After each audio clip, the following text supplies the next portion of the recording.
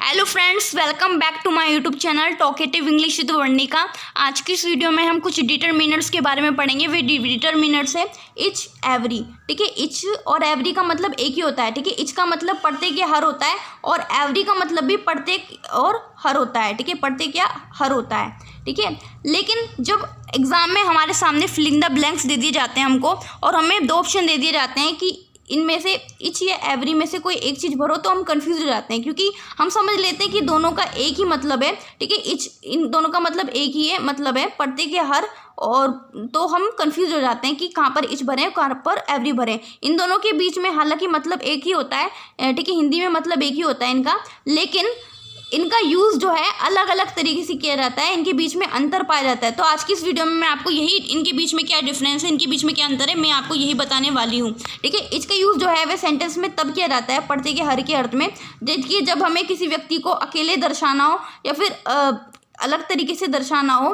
ठीक है, तब हम इच का यूज़ करते हैं। और एवरी का यूज़ जब हमें व्यक्तियों को जो है समूह में दर्शाना हो, एक समूह में दर्शाना हो, तो वहाँ पर हम एवरी का यूज़ करते हैं। ठीक है, आज की इस वीडियो में हम डिटेल में पढ़ेंगे कि इच का यूज़ कहाँ पर और कैसे किया जाता है। नेक्स्ट वीडियो में जब इस वीडियो का पार्ट 2 आएगा तो उसमें मैं आपको समझाऊंगी, मैं आपको बताऊंगी कि एवरी का यूज़ जो है इंग्लिश में कैसे किया जाता है। लेकिन आज की इस वीडियो में हम इच के बारे में पढ़ते हैं। चलिए हम वीडियो को स्टार्ट करते हैं। ठीक है, इच का मतलब होता है प्रत्येक हर। ठीक है, प्रत्येक हर होता है। और जब हमें इंग्लिश में लिमिटेड नंबर की संख्या जो है, नंबर्स की संख्या जो होती है, व्यक्तियों की संख्या होती है, लिमिटेड होती है, तो तब किया जाता है इच का यूज़। और सेपरेटेड किया जाता है, यानी कि अलग तरीके से, मतलब अलग अलग तरीके से उनको दर्शाने के लिए किया जाता है। ठीक है, इंडिविजुअल और वन बाय वन करके जो है इच का यूज़ किया जाता है। इंडिविजुअली यानी कि सबको अलग अलग तरीके से दर्शाने के लिए, ठीक है, पर्सनली दर्शाने के लिए किया जाता है, और साथ में बारी बारी से सबको दर्शाने के लिए जो है इच का यूज़ किया जाता है। दो या दो से अधिक व्यक्तियों के लिए भी इच का यूज़ किया जाता है। अब देखो इच का मतलब होता है प्रत्येक या हर। अब देखो जितने भी सारे बॉक्स हैं इनमें जो है एप्पल रखा हुआ है, एक एक सेब रखा हुआ है। ये एप्पल है हमारे सामने और इतने सारे बॉक्स हैं, और मुझे कहना हो कि जितने भी सारे जो बॉक्स हैं इसमें एक एक एप्पल है। ठीक है, अगर मैं एक साथ थोड़ी बोलूँगी, अगर मैं बोलूँगी सभी बॉक्स में, सभी डिब्बों में जो है एक एक सेब है। ठीक है, एक एक सेब है। ठीक है, सब मैंने एक साथ बोल दिया।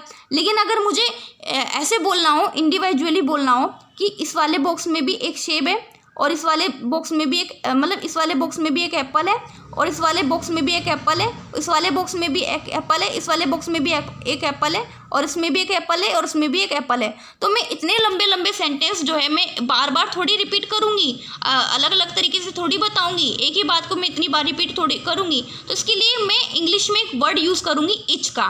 ठीक है, इच का मतलब बस एक वर्ड का यूज़ करूँगी सेंटेंस में, एक सेंटेंस में प्रत्येक के अर्थ में मैं इच का यूज़ करूँगी, और इसका मतलब यही हो जाएगा कि इस वाले बॉक्स में भी एप्पल है, और इस वाले बॉक्स में भी एक एप्पल है, और इस वाले बॉक्स में भी एक एप्पल है, और इसमें भी एक एप्पल है, इसमें भी है, और इसमें भी है। यानी कि इच वर्ड यूज़ करा और काम हमारा आसान बन गया। ठीक है, और मीनिंग भी सेम निकला। ठीक है, मीनिंग वही निकला कि हाँ इसमें भी है, और इसमें भी है, इसमें भी है, सब में अलग अलग तरीके से मतलब बोलने के लिए मैंने एक वर्ड यूज़ कर दिया इच का, और काम मेरा आसान बन गया। इस तरह से इंग्लिश में जो है किसी भी चीज़ को अलग तरीके से दर्शाने के लिए, और पर्सनली दर्शाने के लिए, इंडिविजुअली दर्शाने के लिए जो है इच का यूज़ किया जाता है। आई होप आपको मेरी बात अच्छे से समझ में आई होगी। देखिए चलिए देख लेते हैं एग्जाम्पल के थ्रू कैसे इच का यूज़ किया जाता है। ठीक है, अब हम देख लेते हैं।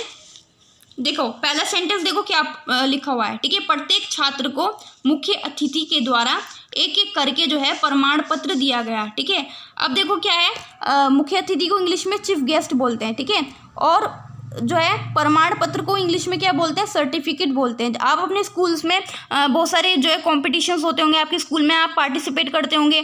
ठीक है, drawing competition, dance competition, singing competition, ठीक है, इस तरह के कॉम्पिटिशन्स जो है होते रहते हैं। ठीक है, या कोई रेस होती है, या फिर इस तरह से गेम्स होते हैं। ठीक है, तो आपको जो है उसका सर्टिफिकेट मिलता है। स्पोर्ट्स में भी सर्टिफिकेट मिलता है, तो बहुत तरीके के सर्टिफिकेट जो है स्कूल में दिए जाते हैं। तो इसी तरीके से प्रमाण पत्र जो होता है इसको इंग्लिश में सर्टिफिकेट बोला जाता है। ठीक है, इस तरह से यूज, ठीक है, इंग्लिश में लिखते हैं। ठीक है, अब देखो सेंटेंस देख लेते हैं। प्रत्येक छात्र को मुख्य अतिथि के द्वारा एक एक करके प्रमाण पत्र दिया गया है, यानी कि जितने भी सारे वहाँ पर बच्चे आए हुए थे, ठीक है, बैठे हुए थे, उनको क्या दिया गया, सर्टिफिकेट दिया गया। और वो सर्टिफिकेट ये नहीं कि सभी बच्चों को एक साथ स्टेज पर बुला दिया और सब बच्चों को ही एक बार में ही प्रमाण पत्र दे दिया, ऐसा तो होना इम्पॉसिबल है ना। ठीक है, ऐसा होना इम्पॉसिबल है, यानी कि सभी बच्चों को जो है अलग अलग मतलब सभी बच्चों को जो है एक एक करके जो है स्टेज पर बुलाया गया और सर्टिफिकेट दिया गया। यानी कि पहले एक बच्चे का नाम बोला गया, फिर उस बच्चे को सर्टिफिकेट दिया गया, फिर दूसरे बच्चे का नाम बोला गया, वो स्टेज पर आया, उसको सर्टिफिकेट दिया गया, फिर तीसरे बच्चे का नाम बोला, फिर उसको स्टेज पे बुला करके फिर जो है उसको सर्टिफिकेट दिया गया। ऐसे ही जो है बारी बारी से सभी बच्चों को सर्टिफिकेट दिया गया। यानी कि सभी को अलग अलग से जो है बुला करके, ठीक है, स्पेशली अलग अलग तरीके से बुला करके उनको सर्टिफिकेट दिया गया। तो इसलिए यहाँ पर प्रत्येक के अर्थ में सेंटेंस में हम इच का यूज़ करेंगे। तो इसकी इंग्लिश क्या बनेगी, चलिए देख लेते हैं। प्रत्येक छात्र को मुख्य अतिथि के द्वारा एक एक करके प्रमाण पत्र दिया गया। अब ये जो सेंटेंस है ये पैसिव वॉइस में है, ठीक है, पैसिव वॉइस में, तो इसकी इंग्लिश होगी each student was given A certificate by the chief guest one by one, ठीक है। प्रत्येक छात्र को मुख्य अतिथि के द्वारा एक एक करके प्रमाण पत्र दिया गया। अब देखो प्रत्येक के अर्थ में जो है हमने इच का यूज़ किया क्योंकि सबको पर्सनली अलग अलग स्पेशली अलग अलग जो है बुला करके उनको सर्टिफिकेट दिया गया। और यहाँ पर जो है एक एक करके, ठीक है, एक नया वर्ड सीखा है हमने सेंटेंस में, एक एक करके यानी कि बारी बारी से। तो उसको इंग्लिश में बोलते हैं वन बाय वन, ठीक है। वन बाय वन का मतलब होता है बारी बारी से, एक एक करके, ठीक है, वन बाय वन, ठीक है। नया वर्ड सीखने को मिल गया, चलो अच्छी बात है। चलो नेक्स्ट सेंटेंस देख लेते हैं। नेक्स्ट सेंटेंस हमारा अगला सेंटेंस है, प्रत्येक व्यक्ति लाइन में चेयरमैन से मिलने गया। यानी कि सपोज करो चेयरमैन किसी जगह पर आए हुए हैं, ठीक है, चेयरमैन अपने ऑफिस में कुर्सी पर बैठे हुए हैं और वहीं उनके ऑफिस के बाहर एक लंबी सी लाइन लगी हुई है लोगों की, ठीक है, उनसे मिलने के लिए, ठीक है। अब देखो लाइन में जो खड़े हुए लोग हैं वे सभी एक बार में चेयरमैन से मिलने आएंगे नहीं। अगर सभी लोगों को जो है लाइन में जो है चेयरमैन से मिलने के लिए जो है लाइन में लगे हुए हैं, ठीक है, लोग, तो वे जो है बारी बारी से ही चेयरमैन से मिलने जाएंगे, ठीक है। ये नहीं कि जितने सारे भीड़ ही चेयरमैन के ऑफिस में चली गई, वरना चेयरमैन तो उनको भगा देंगे ना, इसलिए लाइन लगा रखी है लोगों ने, क्योंकि चेयरमैन से मिलने के लिए। यानी कि लाइन में जो लगे हुए जो लोग हैं वे पहले जो सबसे आगे लगा हुआ है व्यक्ति, ठीक है, वे चेयरमैन से मिलने गया, फिर जो दूसरे नंबर पे जो लाइन में खड़ा हुआ था वो व्यक्ति आगे आया, फिर वो चेयरमैन से मिला। ऐसे ही जो है लाइन में एक एक करके मतलब लोग आते गए और चेयरमैन से पर्सनली मिलते रहे, ठीक है, मिलते गए अपनी बात कहने के लिए, ठीक है। अब देखो लाइन में खड़े हुए लोग और सब लोग जो है बारी बारी से चेयरमैन से मिलने गए। तो इसके लिए जो है प्रत्येक के अर्थ में हम क्या यूज़ करेंगे, इच का यूज़ करेंगे। तो सेंटेंस देख लेते हैं, पढ़ लेते हैं। ये सेंटेंस जो है पास्ट इंडेफिनेट टेंस है, ठीक है। प्रत्येक व्यक्ति लाइन में चेयरमैन से मिलने गया, तो इसकी इंग्लिश होगी each person went to meet chairman in a line. यानी प्रत्येक व्यक्ति लाइन में चेयरमैन से मिलने गया। यहाँ पर जो है सब लोग एक साथ नहीं गए ना चेयरमैन से मिलने, एक एक करके लाइन में जो खड़े हुए लोग हैं, पहले आगे वाला गया, फिर वो मिल के आ गया, फिर दूसरा लाइन आगे बढ़ती गई, ऐसे लोग लाइन में आगे बढ़ते रहे और बारी बारी से चेयरमैन से मिलते गए। इसलिए यहाँ पर प्रत्येक के अर्थ में इच का यूज़ किया, ठीक है। आई होप मेरी बात को आपको मेरी बातें अच्छे से समझ में आई होगी है, ठीक है, किस तरह से हमने इच का यूज़ किया, ठीक है। जब व्यक्ति को अलग तरीके से दर्शाया जाता है, ठीक है, अलग अलग तरीके से मतलब अकेले दर्शाया जाता है, तो सेंटेंस में तब इच का यूज़ किया जाता है। अब देखो इच का हम दूसरा यूज़ देख लेते हैं। और इच के साथ जो है एक प्रीपोजिशन भी यूज़ किया जाता है, वह प्रीपोजिशन है ऑफ, ठीक है, ऑफ का भी यूज़ किया जाता है। और इच का मतलब होता है प्रत्येक, और दो या दो से अधिक व्यक्तियों के लिए भी जो है इच का यूज़ किया जाता है। अब देख लेते हैं, ठीक है, सेंटेंस देख लेते हैं, ठीक है, सेंटेंस में देख लेते हैं किस तरह से जो है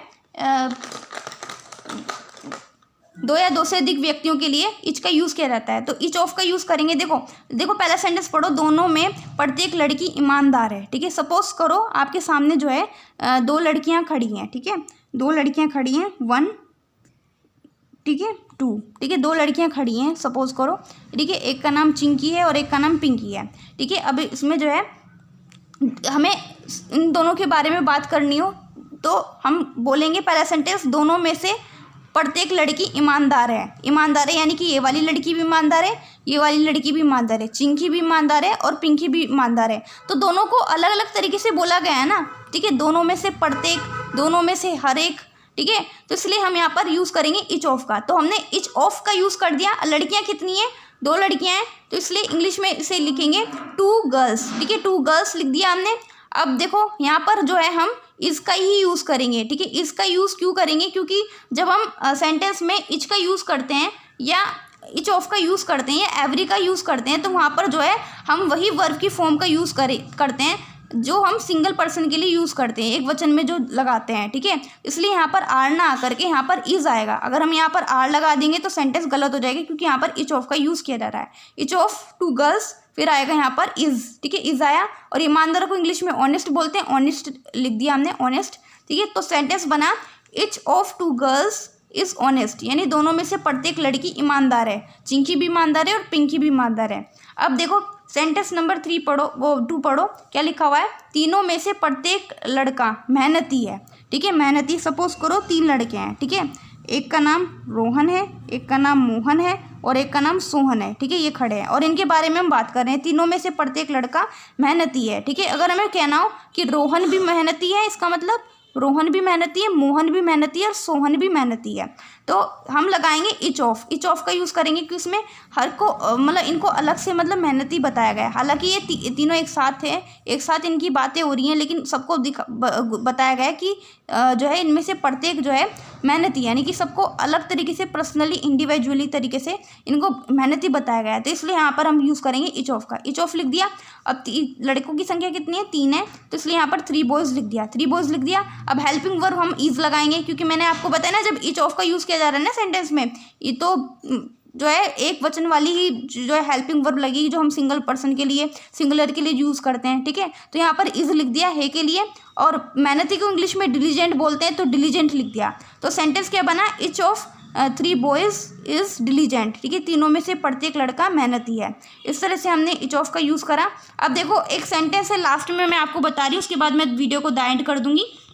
तो सेंटेंस है, ठीक है, कि वह, ठीक है, प्रत्येक टीम मेंबर से, यानी कि टीम मेंबर से, यानी कि सपोज करो कि क्रिकेट में कितने प्लेयर्स होते हैं, जो है 11 प्लेयर्स होते हैं, ठीक है, 11 खिलाड़ी होते हैं। तो उसे जो है क्रिकेट के जो है प्रत्येक खिलाड़ी से उसे पर्सनली मिलना है, तो इसकी इंग्लिश क्या होगी, ठीक है। अगर हमें बोलना हो कि वे प्रत्येक टीम मेंबर से, हर एक टीम मेंबर से पर्सनली मिला, तो इसकी इंग्लिश होगी he met each of the team member personally, ठीक है, he met each of team members, S आ जाएगा शायद यहाँ, ठीक है, he met each of the team members personally, ठीक है, वे हर एक टीम मेंबर से पर्सनली मिला है, यहाँ पर एस लगा देना, ठीक है। यानी कि वे क्रिकेट में 11 खिलाड़ी होते हैं, यानी कि वे हर एक टीम मेंबर से एक साथ नहीं मिला, अलग अलग तरीके से मिला। पहले वे सचिन तेंदुलकर के पास गया, उससे हाथ मिलाया, फिर MS धोनी के पास गया, उससे हाथ मिलाया, फिर विराट कोहली के पास गया, उससे हाथ मिलाया, फिर युवराज सिंह के पास गया, उससे हाथ मिलाया, फिर उसके बाद वे शिखर धवन के पास गया। ऐसे ही 11 खिलाड़ियों से वे मिला। तो इसकी इंग्लिश क्या होगी, he met each of the team members personally, ठीक है, वे प्रत्येक जो है वे टीम मेंबर से जो है पर्सनली मिला, ठीक है। इस तरह से 2 या 2 से अधिक व्यक्तियों के लिए जो है इच का यूज़ किया जाता है, यहाँ पर इच ऑफ का यूज़ करते हैं, ठीक है। फिर उसके बाद जो है हम संख्या में जो लिख देते हैं जितने भी लोग होते हैं, ठीक है, एक तरीके से, ठीक है। आई होप आपको मेरी बातें से समझ में आई होगी, ठीक है। इच का जो यूज़ है किसी व्यक्ति को अलग दर्शाने के लिए, इंडिविजुअली, ठीक है, 1 by 1 दर्शाने के लिए, या फिर सेपरेट दर्शाने के लिए जो है किया जाता है। और नेक्स्ट वीडियो में आपको बताऊंगी एवरी का यूज़ कहाँ पर और कैसे किया जाता है, ठीक है। तो if you like this video please subscribe my channel, ठीक है। ऐसी यूजफुल वीडियोज़ मैं आप सभी के लिए लाती रहूँगी। तब तक के लिए बाय बाय।